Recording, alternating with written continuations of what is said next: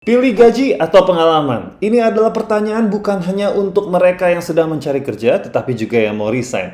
Jadi tonton sampai habis supaya kamu nggak salah mengambil keputusan.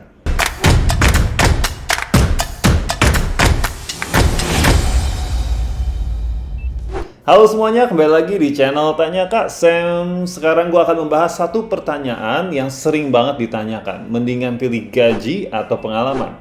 Sebelum gue lanjutkan, gue akan berikan konteksnya terlebih dahulu.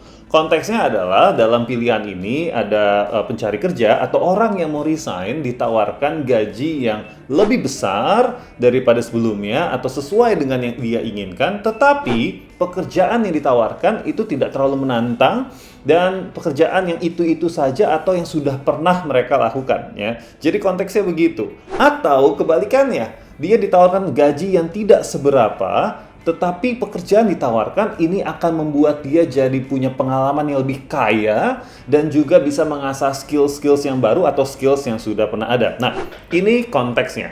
Nah, bagaimana kalau kita sedang berada dalam kondisi tersebut? Jawaban gue adalah, pertama, be realistic. Kita harus tahu banget yang menjadi kebutuhan kita saat ini itu apa. Ingat, kata kuncinya adalah kebutuhan, bukan keinginan.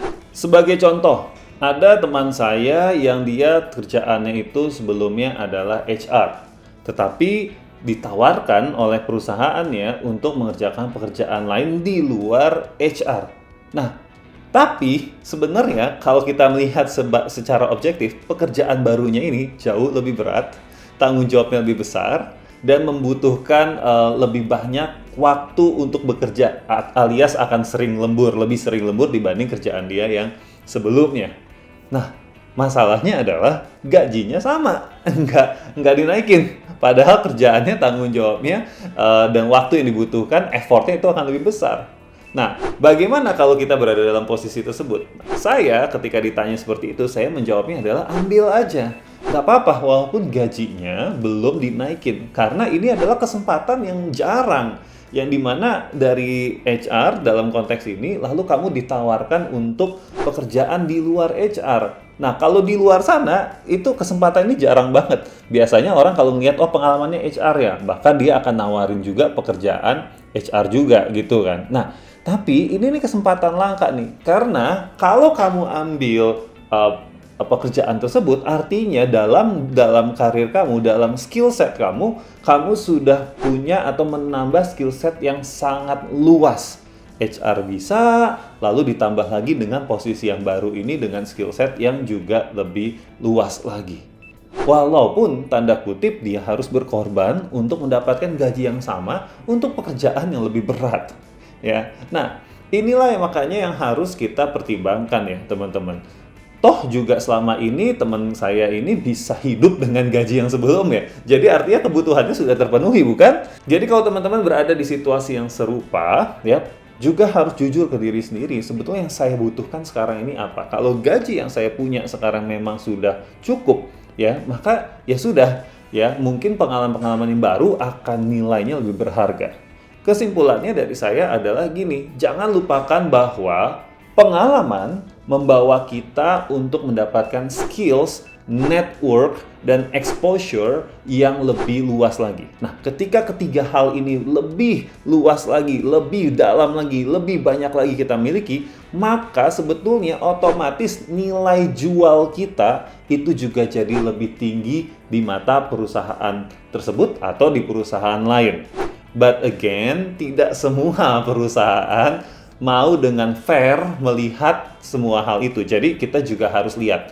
Kalau saya sudah mengembangkan diri sedemikian rupa, ya, lalu perusahaan tetap tidak mau menaikkan gaji saya, gitu ya, padahal secara jelas saya skillsnya sudah bertambah dan sebagainya, kontribusi juga bertambah, maka itulah saatnya kamu mempertimbangkan untuk resign. Ya. Lihat, jangan-jangan di perusahaan lain skills kamu itu dihargainya lebih. Nah, nggak apa-apa.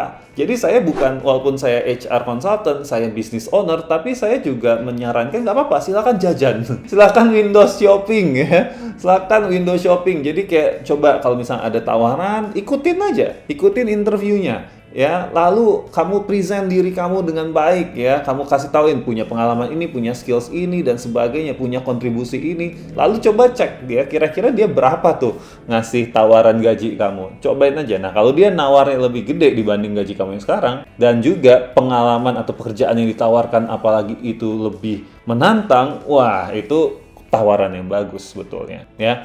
Nah tapi gimana dong Kak kalau misalnya saya hanya butuh sebetulnya gaji yang nggak terlalu besar sih gitu ya, tapi kok saya tetap aja gitu ditawarin gajinya tuh lebih kecil lagi, lebih kecil lagi, lebih kecil lagi, hanya UMP lagi, UMP lagi, padahal saya hanya sedikit 10% di atas UMP aja nggak dapat gitu. Nah buat teman-teman yang punya dilema seperti ini, maka kita harus lihat nih, masalahnya adalah apakah memang kita belum punya satu skills, pengalaman yang cukup untuk kita mendapatkan gaji tersebut, atau kita nggak tahu cara menjual diri kita. Nah, ada dua nih bisa jadi faktor-faktor utama permasalahannya gitu ya. Kalau kita memang merasa saya udah jual, saya udah bisa ngomong dengan lancar, apa yang bisa saya lakukan, pengalaman saya dan sebagainya, tetapi tetap nggak dapet. Nah, berarti memang masalahnya kan ada di skills kita nih, ingredients-nya gitu yang ada di dalam kita. Nah, gimana tuh nge-solve-nya atau memecahkan masalah itu? Simple.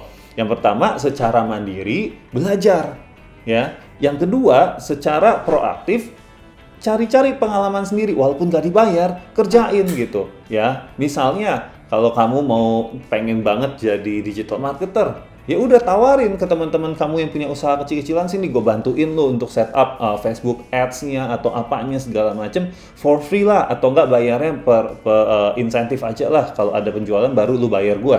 Nah itu kan artinya kamu menambah pengalaman sendiri tanpa harus nunggu di hire sama perusahaan.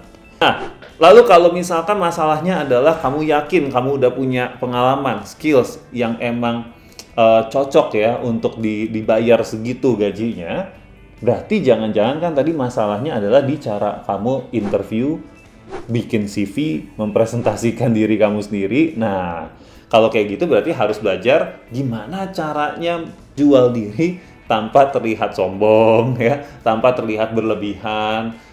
Kayaknya nanti gue akan bikin juga nih ya konten kayak begini, kayaknya menarik juga nih, cara untuk menjual diri tanpa kelihatan berlebihan ya. Nah, karena kalau semuanya gue bahas di sini, videonya kelamaan, nanti kalian keburu ketiduran lagi dengerinnya. Oke, nah teman-teman, jadi itu ya kalau gue ditanya mendingan gaji atau pengalaman, balik lagi kebutuhannya sekarang apa. Kadangkala kita harus mundur satu langkah untuk maju 5 langkah ke depan. Artinya kadangkala kita secara gaji mungkin harus mundur dulu satu langkah, tetapi dengan mendapatkan pengalaman yang luar biasa di pekerjaan tersebut, kita bisa jadi punya 5 langkah ke depan, alias kita bisa melipat gandakan value atau nilai kita di masa mendatang ya. Jadi perlu dilihat secara bijaksana, secara jujur. Kata kuncinya adalah sadari apa yang menjadi kebutuhan kamu saat ini. Itu aja dari gue, jangan lupa untuk subscribe, nyalain notifikasinya supaya nggak kelewatan video-video seputar leadership, growth mindset, career, dan juga human resource. Dan kalau kalian butuh training untuk perusahaan kalian gitu ya, silakan langsung kontak aja. Kita selalu cantumkan contact numbers kita di description di video-video kita semua. So, thank you semuanya. See you.